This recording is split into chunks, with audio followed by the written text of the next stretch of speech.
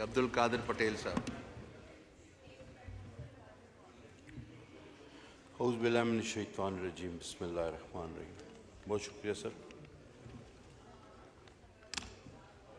मैं अपनी बात का आगाज़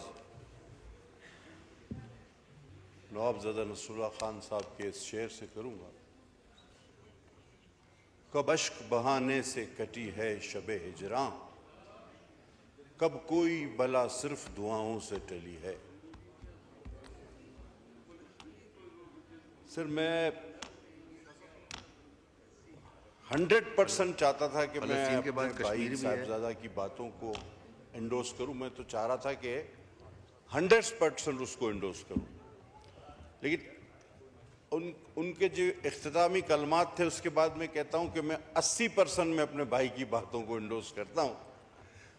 20% में तस्हीह की गुंजाइश है। सर फलस्तीन हम बचपन से हर जुम्मे में आजाद कराते हैं, हर ईद के दिन आजाद कराते हैं और अब बूढ़े हो रहे हैं ये।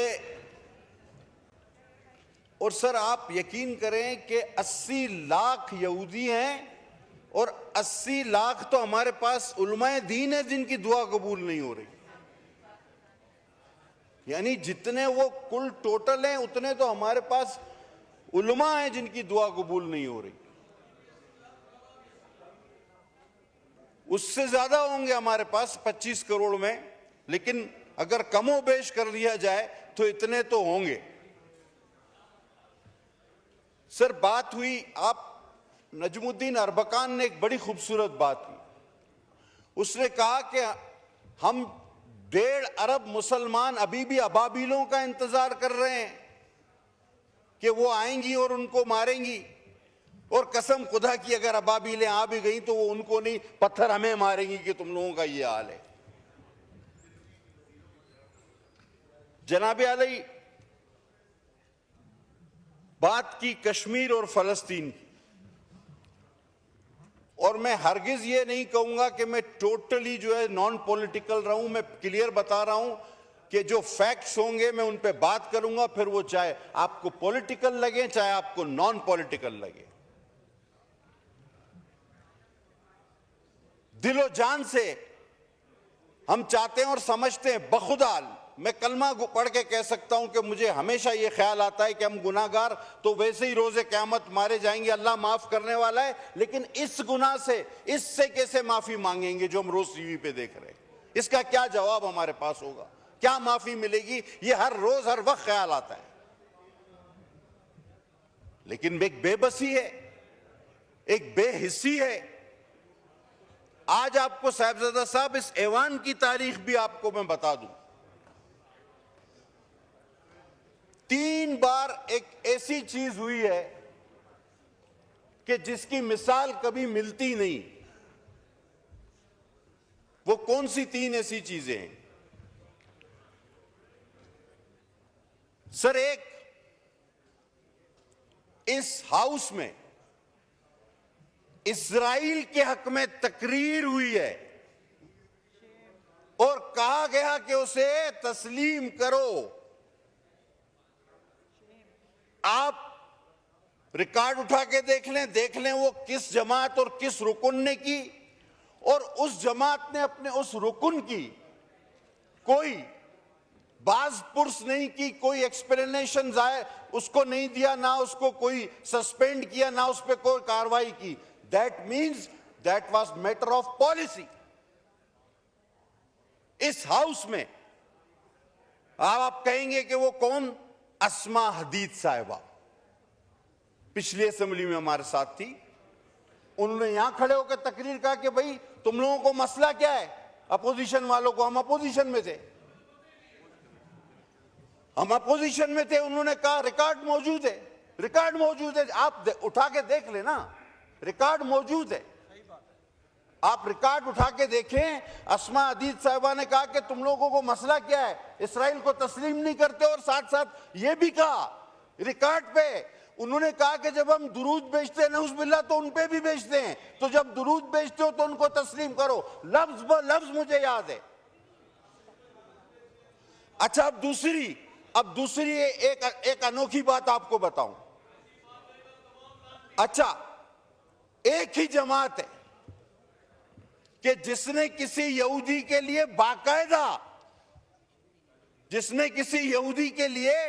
बाकायदा कैंपेन चलाई हो। अब ये भी कहे मैं नहीं पता। गोल्डस्मिथ का बेटा सादिक खान के अगेंस्ट एक यहूदी के लिए पॉलिटिकल कैंपेन किसने चलाई, ये भी कोई दूसरी मिसाल नहीं मिलेगी। अब तीसरी पे आता हूं।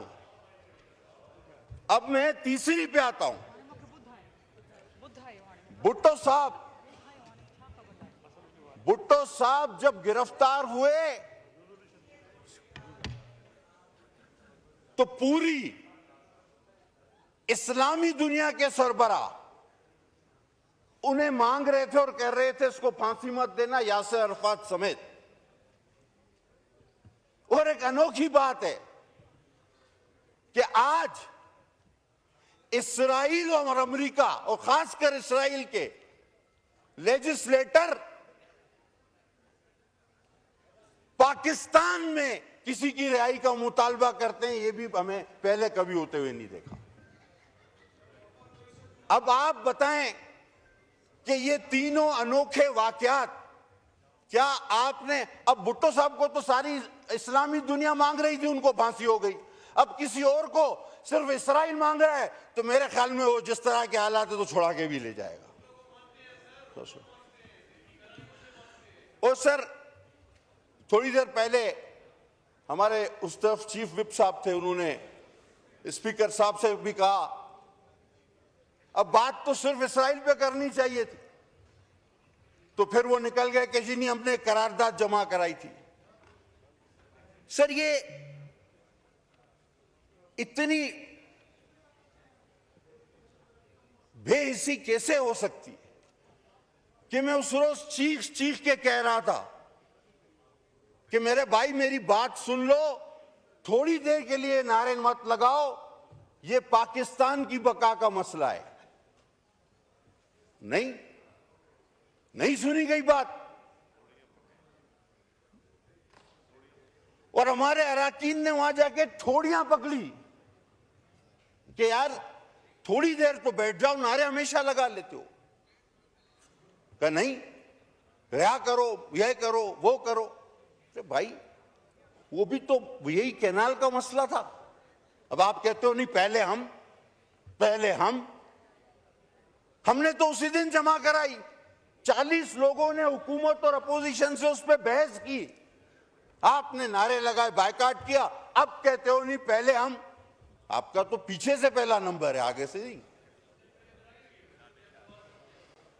अब जनाब आ जाएं, आगे चले। उस दिन बात हुई जिसका मैं जवाब देना चाहता था, आज जवाब इसलिए दे पा रहा हूं क्योंकि उसके बाद से हाउस ही नहीं चला, कोरम पॉइंट आउट होते रहे।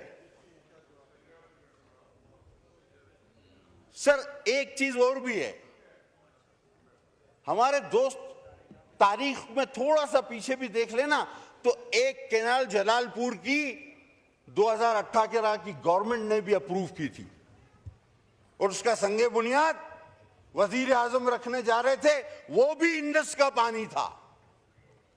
हम उसकी भी मुखालफत करते थे, हम आज भी हर कनाल की मुखालफत करेंगे। और मुझे बड़ा अफसोस हुआ कि सर, ये जो वजीर आजम के बाद सबसे अहम कुर्सी होती है, इस कुर्सी के कुछ सर अपने भी फराइज होते हैं, कुछ उसकी इज्जत रखनी होती है। बेदरेक वहां पर बैठ के झूठ नहीं बोलना चाहिए। इन्होंने एक कागज लहराया कि जी ये देखिए फलां ने इस मंसूबे की मंजूरी दी है।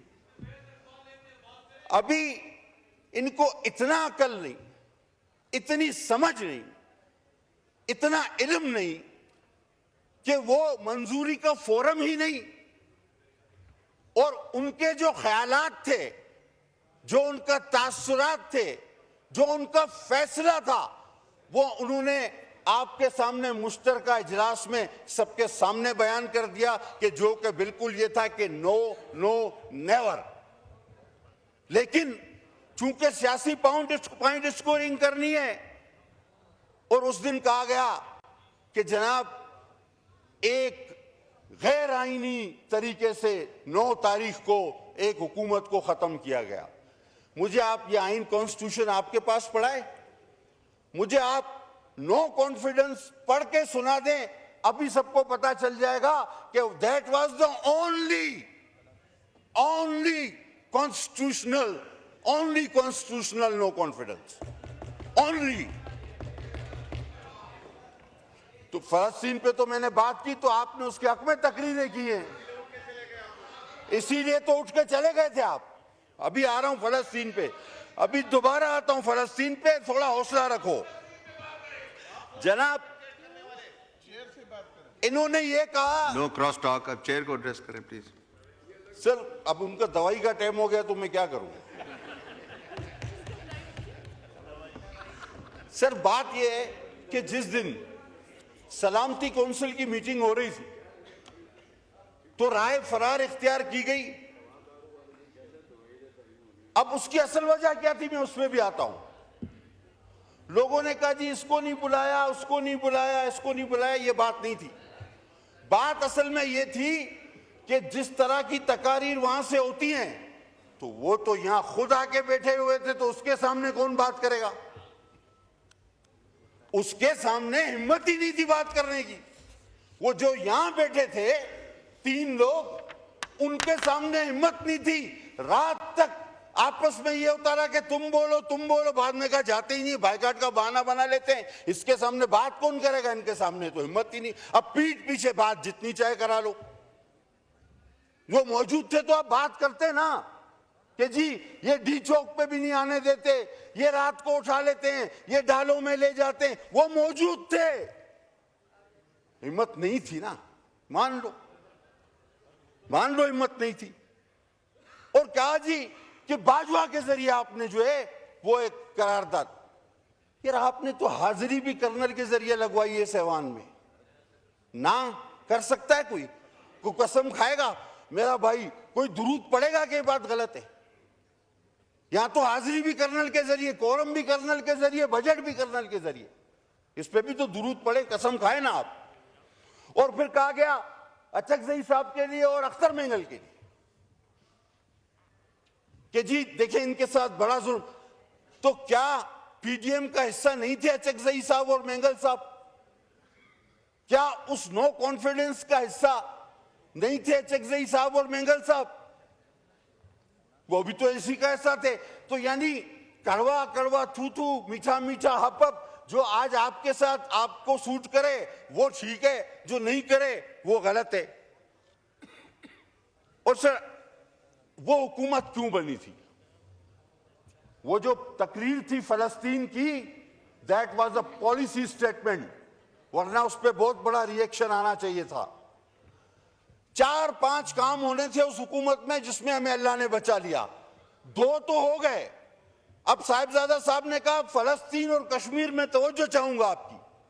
कश्मीर कब गया मुझे बताएं।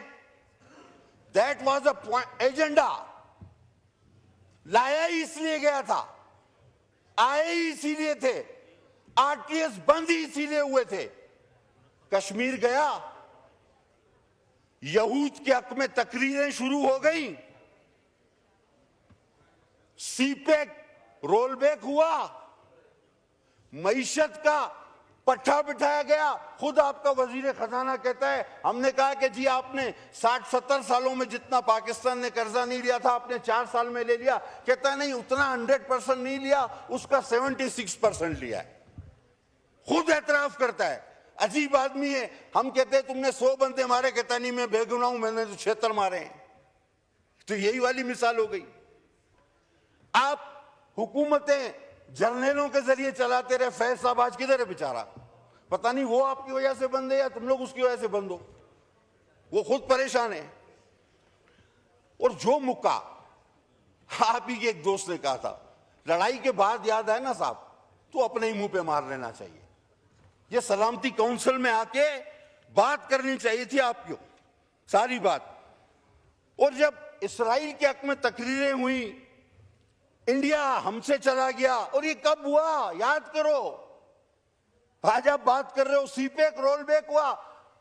अब खुदा ने हमें बचाना था कि हम बैंक करप्ट होते आपके इन कर्जों की वजह से, और अल्लाह ना करता कि हमारा एटमी ताकत भी हमसे सरेंडर हो जाती। ये आपका एजेंडा था जिसके बीच में हम हायल हुए।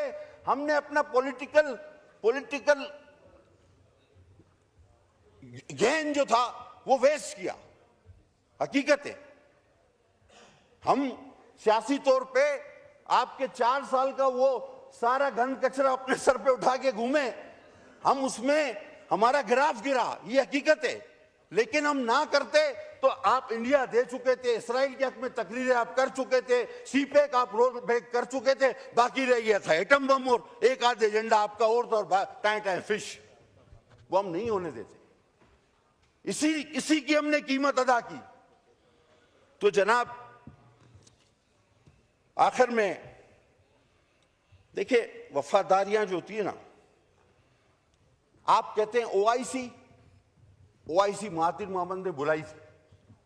यार इतना जल्दी भूल गए। इन्हीं वजीर आजम ने मलेशिया में ओआईसी रखवाई थी, एंड टाइम पे उधर मलेशिया में रखवा के खुद नहीं गया, भाग गया, बोला मैं नहीं आ रहा, यू टर्न। अब आप महातीर की बात की ना आपने, मैं आपको भी तारीख दिखा देता हूं। यही वजीर आजम ने कहा था कि ओआईसी वहां रखते हैं इस्लामी, वो भुट्टो था, भुट्टो। ओआईसी बुलानी है तो फिर भुट्टो चाहिए, और ओआईसी के बाद फांसी भी लगती है उसके लिए, फिर भुट्टो चाहिए। ये लोटो लुटेरों से काम नहीं चलेगा। आपके स्टेजों से जो बोल रहे हैं वो कभी नवाज के नौकर थे, मैं साबित करके दूं आपको। कभी नवाज के नौकर थे, कभी चौधरी के चपरासी थे जब काफ का दौर था, मुशर्रफ का दौर आया तो मुशर्रफ के मालिशिये बन गए, और अब कप्तान के कारिंदे बनने की कोशिश कर रहे हैं। ऐसे लोगों से आप उम्मीद रखते हैं? हुजूर करारदाद लाएं, हम सपोर्ट करेंगे। लफ्जी तौर पे करारदादें आती हैं, पास हो जाती हैं, लेकिन कौलो फैल में बड़ा तजाद है। फैल चाहिए, अमल चाहिए, और अमल जिसने करना है हम उनके साथ खड़े हैं। पीपुल्स पार्टी 2 कॉजेस पे, भुट्टो साहब ने कहा मैं नींद में भी धोखा नहीं खा सकता। कश्मीर का जो फलस्तीन, यासिर अरफात ने उस डिक्टेटर से खाना काबा में कसम ली कि भुट्टो को फांसी नहीं देना, उसने वो कसम खा के मुकर गया, जिसके शाह फैसल भी गवाह थे। वो ओआईसी के बाद ही हुआ था सब कुछ, याद करो। उस जमात से हम हैं, हम नींद में भी इस पे, हमारी जमात का मैनिफेस्टो इस पे बेस करता है कश्मीर और फलस्तीन पर। हम इसमें नींद में भी धोखा नहीं खा सकते। आपने क्या किया? मैं बखुदा ना भी चाहूं, आपने तो लोगों को बेवकूफ बनाया कि जी ये कर देंगे वो कर देंगे, और फिर हेलीकॉप्टर से ही नीचे नहीं उतरते थे। दुनिया में सबसे ज्यादा अमरीकी सदर इतना हेलीकॉप्टर इस्तेमाल नहीं करते। आप घर और ऑफिस के बीच में हेलीकॉप्टर से ही नहीं उतरे। 4 साल में ये आपने सारी तबाही कर दी जो मैंने आपको गिना दी। कि कश्मीर आपसे गया, दोबारा रिपीट करूंगा, बार बार रिपीट करूंगा। इसराइल के हक में तकरीरें हुई, आप बैंक करप्ट होने जा रहे थे, आपका एटम बम जा रहा था, और आपने क्या किया? अंडे, मुर्गी, कट्टे, जर्मनी, जापान, भैंसे बेचो, वजीर आजम हाउस की मर्सिडीज बेचो, गाड़ी बेचो। ये क्या मजाक था? वॉशरूम साफ करो, पता नहीं क्या क्या, 12 मौसम। बहरहाल एक लंबी बहस से छोड़े।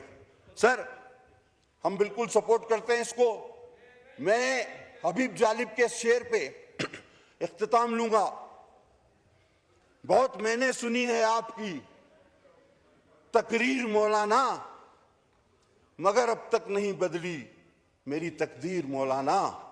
हजारों मिलके फलस्तीन के लिए क्यों नहीं लड़ते? फकत दुआओं से नहीं कटती जंजीर मौलाना। बहुत मैंने सुनी है आपकी तकरीर मौलाना, बहुत शुक्रिया।